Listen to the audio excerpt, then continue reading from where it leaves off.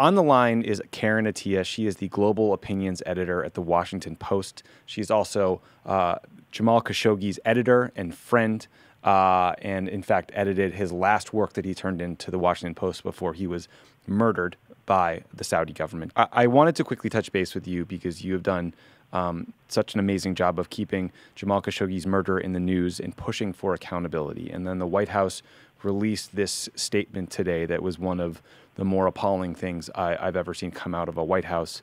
And I wanted to get your reaction and what you think should happen next. Yeah, I was frankly just disgusted by the White House statement, Trump's statement. In it basically he lays out that, the real problem is Iran, and that a partnership with Saudi Arabia means U.S. jobs. Again, he repeated the denials of the Crown Prince and the King that they knew anything about this.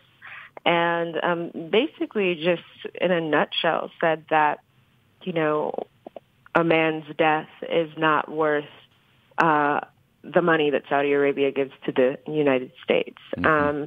There are so many falsehoods, so many lies. We know at this point that even, the $100 or $110 billion figure as far as money coming from Saudi Arabia for arms deals is wildly exaggerated.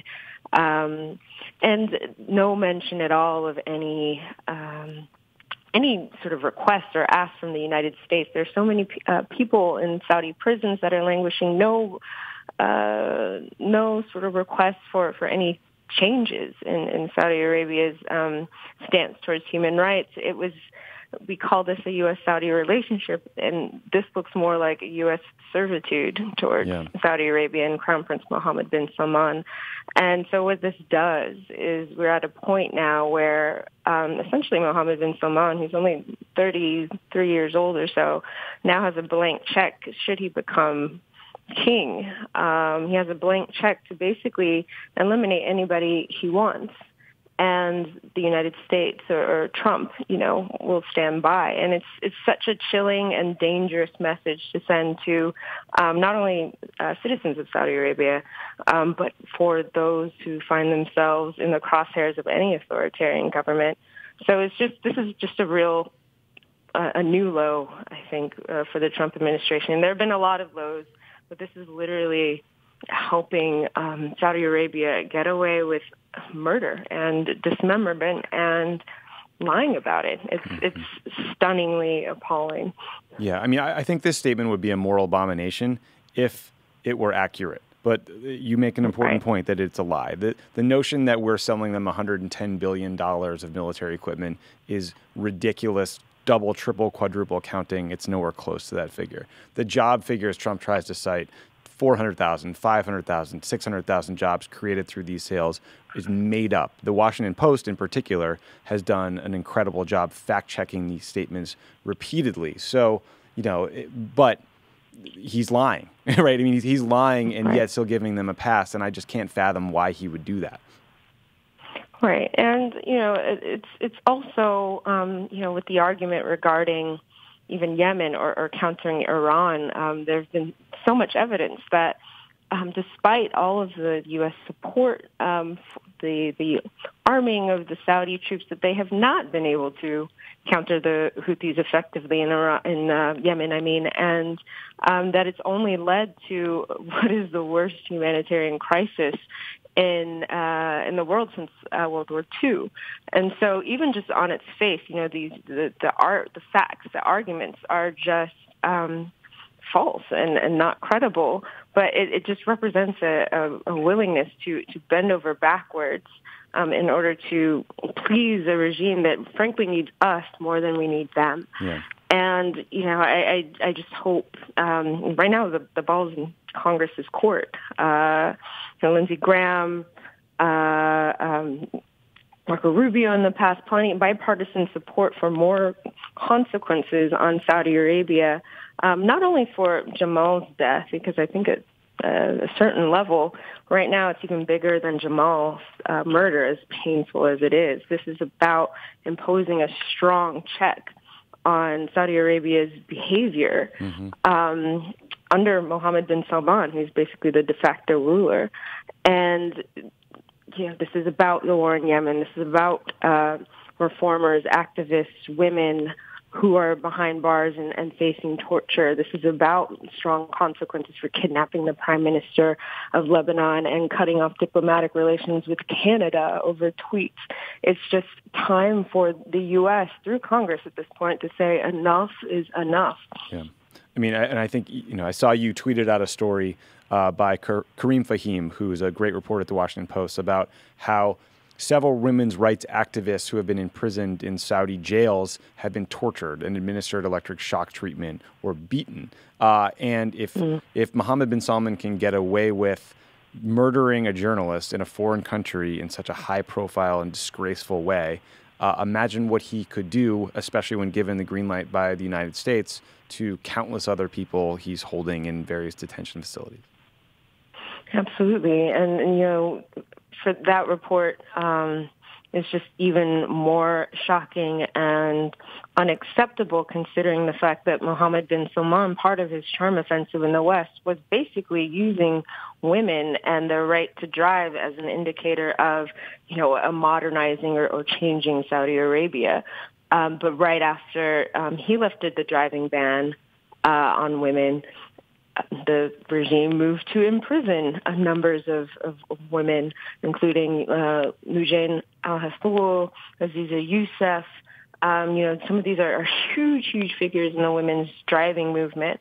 And so this idea that, the lengths that they're willing to go to not only silence people, but to humiliate them. I mean, to dismember Jamal's body in death is another level of humiliation and shame. And this idea that women, beyond being silenced by being put in prison, are being subject to sexual harassment is just another level of sort of ruthless humiliation, And this is the sort of behavior that we should not be looking the other way on or tolerating. It just makes us, as the U.S., that, plenty of people bought into MBS's reform plan, look like idiots. But now we know the truth, and now we should act accordingly and do something about it.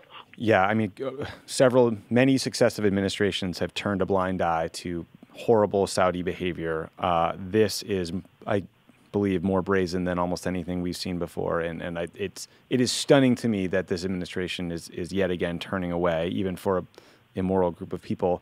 For folks listening now, is there anything you think should happen next in terms of pressure, specifically from Congress? I know you mentioned that earlier, but pressure from the UN or foreign countries or businesses that they can help with? I mean, I think absolutely. Again, for Congress to impose not only sanctions, but I think if there could be anything that could come out of Jamal's death, it would be the end of U.S. support for the Saudi and UAE-led coalition in Yemen that could save countless lives. And as far as, I think for, ordinary Americans, which this might be the first time really that they're hearing of Jamal Khashoggi or of what's happening in Saudi Arabia, I'd urge them to continue to make noise to their Congress people and to say that this is not something that we as Americans will accept for a Washington Post journalist and for peaceful people to be, basically destroyed, right? And I think I would just say, in particular, I think we're at a good moment or an opportune moment to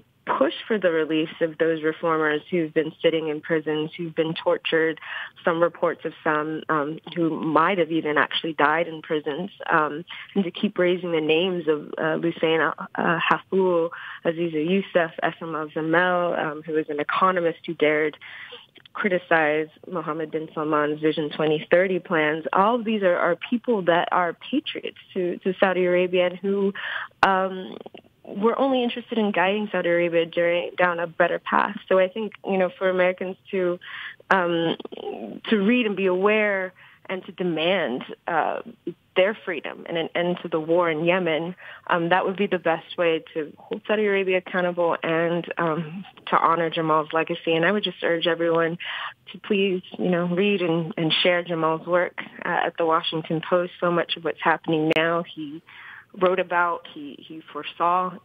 Even going back and reading his pieces, it's almost eerie to me to read them. And I just want everybody to know how brave and how great of a man he was. He gave his life just to be able to write freely. So, that's what I would say. Well, Karen, thank you so much for talking me through the statement and for your continued work keeping the story in the news. And I would note you've pinned the tweet of all of Jamal's work where people can find it if they follow you on Twitter or go to the Washington Post website, because as you say, they can silence him, but they cannot kill his words. They will live forever, and people can read them still. So thank you again, and I'm so sorry for what you've been through.